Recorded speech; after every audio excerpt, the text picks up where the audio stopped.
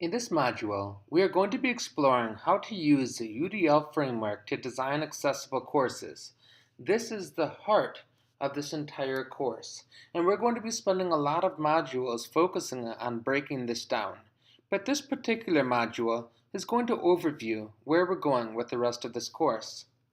You may recall from our first module that the vision for guiding this course is that instructional designers, that is to say faculty, at the University of Tennessee ought to be armed with the knowledge and skills necessary to apply principles that have been justified as improving access to learning for all of their students, so as to increase the quality of learning and the validity of assessments in their courses.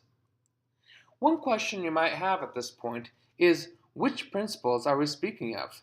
And for this, we draw from Universal Design for Learning. You've already heard of this in earlier modules, but we're going to go a little bit further in depth now. UDL is defined as a set of principles for curriculum development that give all individuals equitable opportunities to learn and express their learning. Elsewhere, it says that UDL provides a blueprint for creating instructional goals, methods, materials, and assessments that work for everyone, not a single one-size-fits-all solution, but rather flexible approaches that can be customized and adjusted for individual needs.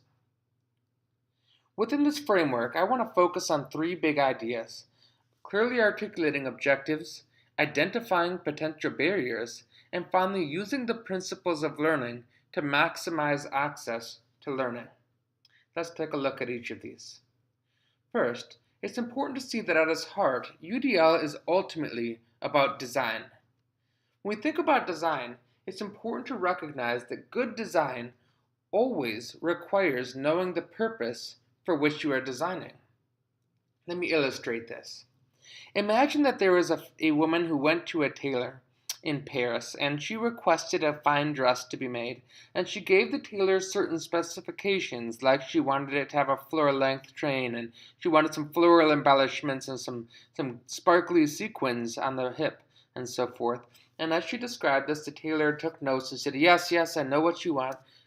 I will make this dress for you. And he sends her on her way. She comes back upon his invitation a couple of weeks later, and he presents to her this dress. And it has the floor-length train and the floral embellishments and the sequins and all of the features that she described. But the woman breaks down in frustration and says, no, this is all wrong. How could I possibly use this for my wedding? And the tailor, obviously frustrated, expresses, well, you didn't tell me that it was for your wedding. And that detail, the purpose for which it was designed, makes all the difference in how it would be designed. The same argument could be made for designing a car. For what purpose? Is a minivan or a sports car the appropriate car? It depends on what it's to be used for. Is a building's purpose going to affect the way that it is designed? Of course.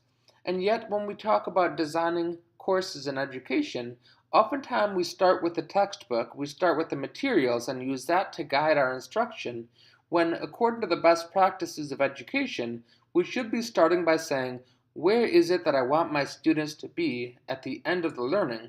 And then we begin to think, how am I going to get them there? Thus, in the realm of design, quality and success are always and completely subjective to the goal. Without a clear objective, materials, assessments, teaching methods, etc., all have no basis for evaluation.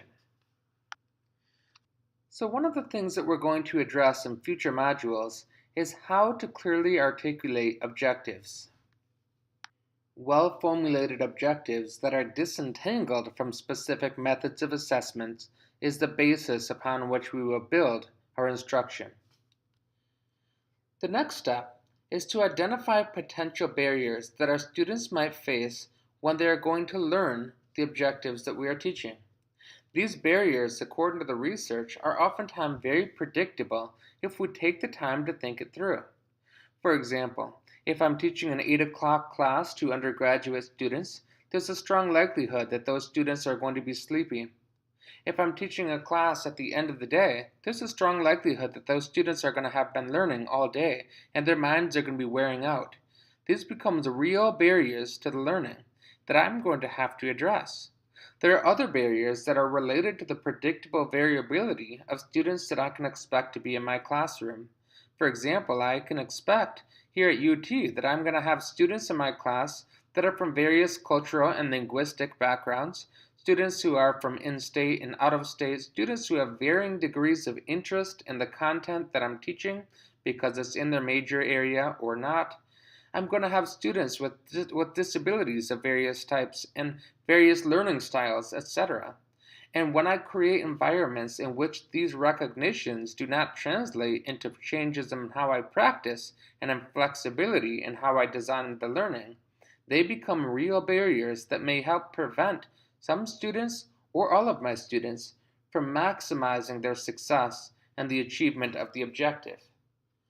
We want to use universal design for learning principles to break through or reduce those barriers such that all of my diverse learners have access to the objectives. It's also important to recognize that even when my students achieve the objectives, they still have to show me that they have achieved the objectives because we cannot read their minds. We design assessments that allow them to show their understanding, but when the assessments are rigid and inflexible, then these too can create barriers to how our students express themselves, and students who understand content very well may find that when they're expressing their learning in a multiple choice test, or an essay, or a group project, that what they know does not come through, and therefore those barriers prevent them from demonstrating their knowledge. Again, we want to use the principles of universal design for learning to reduce or remove those barriers to allow all of our students to demonstrate their learning. We're going to be talking about those things much more in the coming modules as we'll dive into the features of Canvas that will allow us to use the principles of UDL to address those barriers for both learning and assessment. Speaking of which, once we have identified the objective, identified potential barriers that our students may face in achieving or expressing their learning of those objectives, we turn to the principles of universal design for learning to maximize the access that our students have to learning. These principles are number 1, to provide multiple means of engagement, number 2, to provide multiple means of representation, and number 3, to provide multiple means of action and expression. For each of these 3 principles, the UDL framework has 3 guidelines, making 9 guidelines in total, and each of the guidelines has between 2 and 4 checkpoints. In total, there are 31 research-based practices that have been organized into these 3 principal categories. The full framework with the principles, guidelines, and checkpoints can be found in the pages of this module. Ultimately, in using these 3 principles, our goal is to systematically reduce barriers and provide equitable access for all of our learners.